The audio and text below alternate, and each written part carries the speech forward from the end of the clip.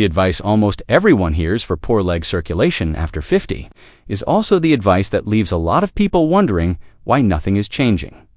Walk more. And let me say right at the start, walking is good. I do not want you to stop walking. Keep doing it, but if your feet still get cold at night, if your ankles feel tight by evening, if your calves ache, cramp, or feel strangely heavy, and if standing up to fast makes you feel a little unsteady, then walking alone may be missing the exact thing your legs need most. I'm Dr. William Lee, and over the years I've met a long line of people in their 50s, 60s, and beyond who were doing what they thought they were supposed to do. They were taking walks, they were drinking more water, some were even wearing compression socks, and still they would sit down in front of me and say, "Why are my feet still cold? Why do my ankles puff up? Why do my legs feel tired when I haven't done that much?" And that question matters more than most people realize, because poor circulation in the legs is not just about comfort. Sometimes it is venous blood pooling and not getting pushed back up efficiently. Sometimes it is artery disease, where narrowed arteries reduce blood flow to the legs. Sometimes it is both. And if you ignore it long enough, what starts as swelling or aching can slowly turn into slower healing, weaker walking, less confidence, and a body that starts giving up ground one quiet inch at a time. That is the part I do not want for you.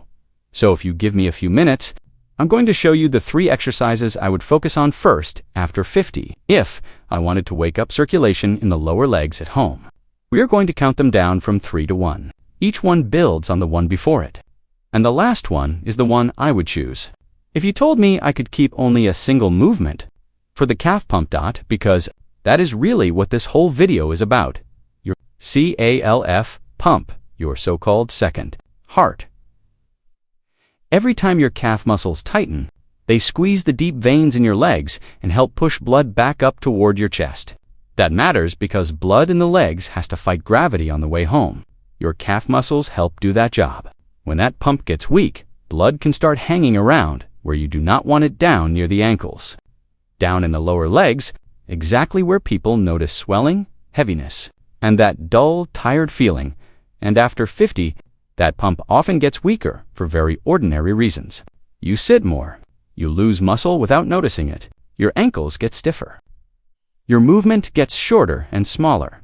If you also have risk factors like smoking, diabetes, high blood pressure, high cholesterol, or extra weight, the circulation picture can get worse faster than most people expect. That is the bad news. Here is the good news. This is one of the few problems where very small, very specific movements can make a real difference because they target the mechanism directly, not in a vague wellness way. In a mechanical way, they help the muscle squeeze. They help the blood move. And before I start the countdown, one quick thing, because I know some of you like having a simple plan you can follow without trying to memorize everything while I'm talking. I put the daily mobility habits I teach my own patients into one straightforward guide. And if you want it, the link is on your screen. It is there for you if you want the bigger picture. Now let's get into the 3 exercises. And as we do, keep one person in mind. I'll call him David. He is a composite of several patients, so no one's privacy is being touched here. David was 56, still working, still active enough to tell himself he was fine. But by the end of the day, his socks were leaving marks on his ankles. His feet felt cold at night. When he got out of the car after a long drive, the first few steps felt stiff and oddly heavy. He kept telling himself he just needed to walk more. The truth was, he did not need more random movement, he needed better movement. Asterisk. So let's start at number 3. Ankle pumps. This is the one people skip because it looks too easy to matter. That is a mistake. Ankle pumps are one of the simplest ways to switch the calf pump back on, especially if you have been sitting for a while. And sitting is exactly where a lot of circulation trouble begins. In the car, at a desk, on the couch at night, at the kitchen table, all that time adds up, and during that time, your calf pump is mostly off. Ankle pumps turn it back on without asking much from you. Here is how to do them. Sit tall in a chair with both feet on the floor. Pull your toes up toward your shins while keeping your heels down. Then press the toes down and lift the heels. Slow, controlled, deliberate, not flapping the feet around. Actually moving through the ankle, that is 1 repetition. Do 20 to 30 repetitions. 2 or 3 rounds a day is a very reasonable place to start. The reason this matters is not mysterious. The movement at the ankle helps the calf contract and relaxate in a rhythm that encourages venous return. In plain English, it helps get stagnant blood moving again. Research on exercise training for venous circulation keeps pointing in the same direction when you improve calf pump function, muscle strength, and ankle motion. Symptoms tend to improve with it, and ankle pumps are the entry point. If your legs feel heavy after sitting, do them before you stand up. If you travel, do them in the car when you stop, or on the plane in your seat. If your feet are cold at night, do them before bed. People underestimate this exercise because it feels small, but small is exactly why it gets done. And the exercises that get done are the exercises that change people. For David, this was the first thing that made him notice. My legs don't feel as dead when I stand up.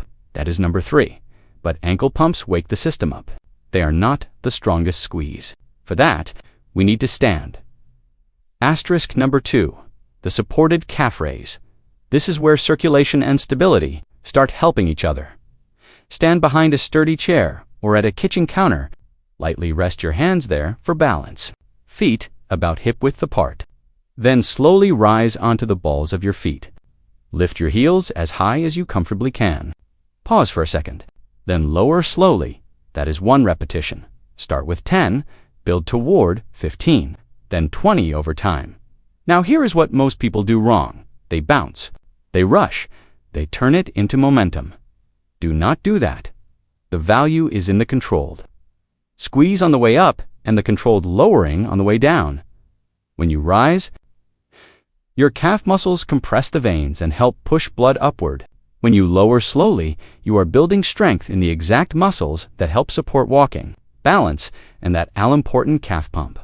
This matters because once people start feeling unsteady, they move less. And when they move less, circulation gets worse. Then the legs feel worse, so they move even less. That is the spiral. This exercise pushes back against that spiral from both directions. It helps circulation, and it helps confidence on your feet. After 50, that combination matters a lot more than most people think, because this is the decade where people often look fine from the outside, while small losses are already beginning underneath. A little less ankle mobility, a little less calf strength, a little more hesitation on stairs, a little more effort rising from a chair. None of it dramatic enough to feel like a crisis, but enough to change how your body moves blood through the lower legs. The supported calf raise is one of the cleanest ways to fight that. And let me pause here for one quick favor, because this is the point in the video where a lot of people realize this is not just generic advice. If this has been useful so far, subscribe, tap the like button, and leave me a comment telling me which of these 3 exercises you're going to start with first. I read those comments, and they help me make these videos around the problems you are actually dealing with. Now let's get to number 1, because this is the movement that takes the calf raise and turns it into something more powerful. Number 1, the standing calf pump hold. This is the one I would keep if you made me choose only one movement for poor leg circulation after 50. Squeeze lasts longer instead of just rising and lowering. You rise up onto the balls of your feet, and then you stay there briefly. That hold matters because it keeps the calf pump fully engaged long enough to create a stronger push upward. It is not just movement. It is sustained pressure from the muscle. Here is how to do it. Stand behind a counter or sturdy chair. Rise up slowly onto the balls of your feet. Now, hold that top position for 3 to 5 seconds. Breathe. Normally, keep your eyes forward. Then lower slowly over about 3 seconds. That is 1 repetition. Start with 8 to 10 repetitions. Over time, work toward 15. If you need both hands for balance at first, use both hands. There is no prize for being reckless. The goal is not to look athletic. The goal is to train the pump safely and consistently. Why do I like this one so much? Because it takes the main idea of lower leg circulation and turns it into a focused drill. The calf stays contracted. The veins get that longer squeeze. The pump does the thing it was designed to do. And in people with poor leg circulation, calf-focused exercise has been shown to improve walking performance. That is an important point. We are not talking about some random internet trick. We are talking about a movement pattern that lines up with how the physiology actually works. For David, this was the turning point. Once he started doing the hold, instead of racing through his heel raises, he told me something very specific. He said, "My ankles feel less full by the end of the day." That is how people often describe progress. By the way, not in dramatic medical language. In ordinary language, my shoes feel better at night, my feet warm up faster. I do not feel as stiff. When I first stand, I don't feel quite as wobbly. That is what real improvement sounds like. Not magic, not a miracle. A body starting to work better again now. Let me tell you how I would put these three together. If you wanted a simple routine, first, ankle pumps. About 30 reps while seated. Second, supported calf raises. 10 to 15 reps. Third, standing calf pump holds. 8 to 10 reps with that 3 to 5 second hold at the top. The whole thing can be done in well under 10 minutes. That is what I like about it. It is short enough to repeat, and repetition is where the benefit lives. Not one heroic workout on a Tuesday, not buying special equipment, not telling yourself you will start when life calms. Down. A few minutes. Most days, done well. That is the formula. Now, I also owe you something important here, because whenever people hear poor circulation, they sometimes lump every leg symptom into one bucket, and that is not safe.